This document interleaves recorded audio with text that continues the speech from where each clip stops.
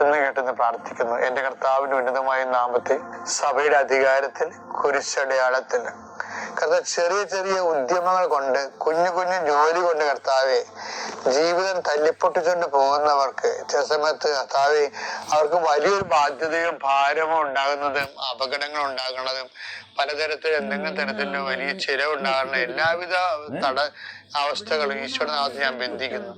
അവർക്ക് കർത്താവ് പിന്നീട് ഒരിക്കലും എഴുന്നേറ്റ് പൊങ്ങാൻ പറ്റാത്ത വരുമത്തിലായി പോകും. കൂടുതൽ കടങ്ങൾ ഉള്ള വിഷയങ്ങൾ ഉണ്ടായിക്കഴിഞ്ഞാൽ എൻ്റെ കർത്താവിന് ഉന്നതമായ നാമത്തിൽ, സഭയുടെ അധികാരത്തിൽ, കുരിശടയാളത്തിൽ എൻ്റെ പ്രിയപ്പെട്ടവരെ, പിന്നെ ഇപ്പൊ ഉടമ്പടി എടുത്ത് ജീവിക്കുന്നവരല്ല നമ്മള്. വാസ്തവത്തില് എൻ്റെ ശ്രോതാക്കളിൽ ഒരു 90% പേര് ഉടമ്പടി എടുത്തവരാ.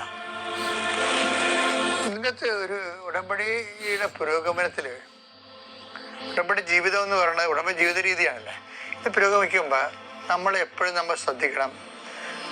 നിങ്ങൾ വിളിയും തിരഞ്ഞെടുപ്പും ഉറപ്പിക്കുന്നതിൽ ഉത്സാഹം പ്രാപിക്കണം.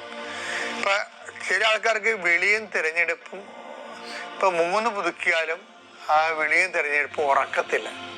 കാര്യം എന്താ? അവർക്ക് ഉത്സാഹം ഇല്ലാത്തത് കൊണ്ടാണ്.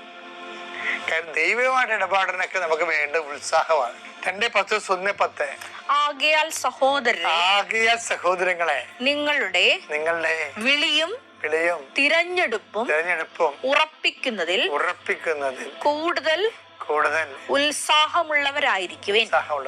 ഇങ്ങനെ ചെയ്താൽ ഒരിക്കലും നിങ്ങൾ വീണു പോവുകയില്ല. ഉടമ്പടി പുതുക്കുമ്പോഴൊക്കെ നമുക്ക് വേണ്ടത് ഉത്സാഹമാണ്. നമുക്ക് നമ്മുടെ കാര്യങ്ങളെ സമയത്ത് നടക്കാതിരിക്കുമ്പോഴാണ് നമുക്ക് ഇരട്ടി ഉത്സാഹം വേണ്ടത്.